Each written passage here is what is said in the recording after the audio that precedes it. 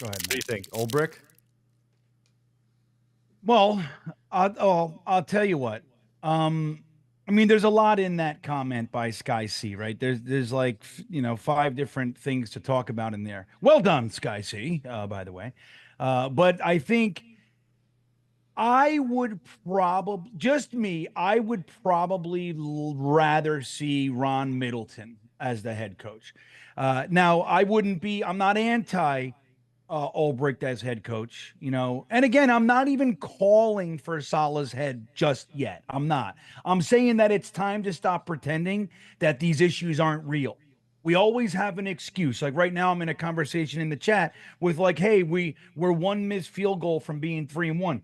Again, that's the same argument that I disagree with when people say Joe Douglas's record. It's like they're including this whole Adam Gase period, the COVID. There's a lot. There's more nuances. There's more to it than just that bottom line number shit.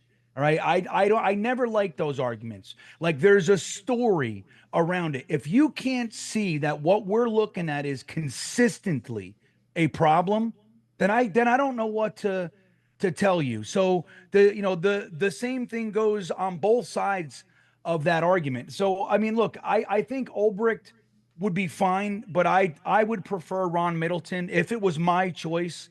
I'd choose Ron Middleton. I like him. I don't know. I'll tell you what, guys. I'm going to shoot real straight with you. Maybe it'll change throughout the week, but I'm going to tell you right now. I think that the Vikings are going to mop the floor with us. Like there's just nothing that I've seen on either side that tells me a different story. Can we do it? Sure.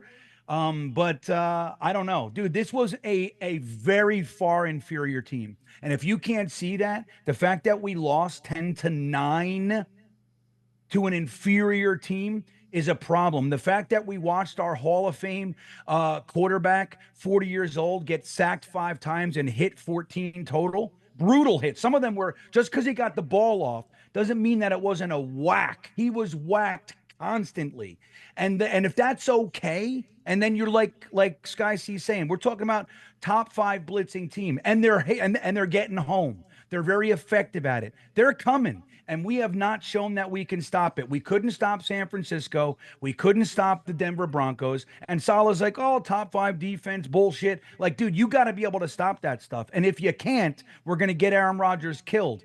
And if you can't see it, then I don't know what to tell you.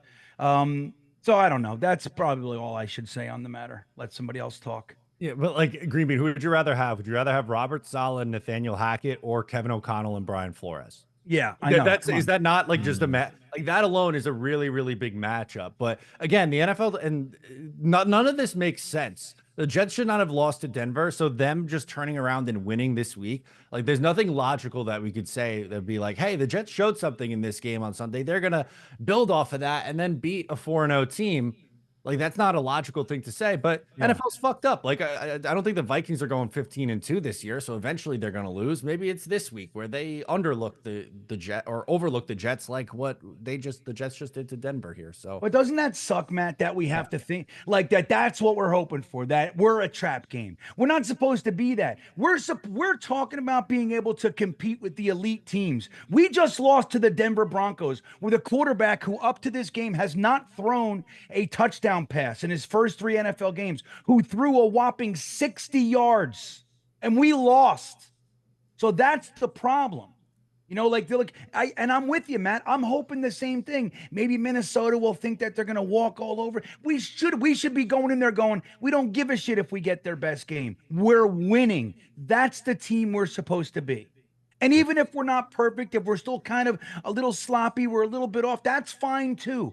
We don't look like that. We got shellacked in San Francisco. We looked okay in Tennessee. We looked like we were getting our ducks in a row against New England, and we went all the way back to San Francisco. That's the mark of the Robert Saleh era. It's up, down, up, down, up.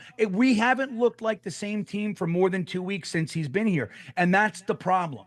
And I thought with Aaron Rodgers and all the guys around him that we would see some consistency, and we're just not. What's up, guys? Matt O'Leary from Talkin' Jets. If you liked that video, please make sure to subscribe and follow for more New York Jets content.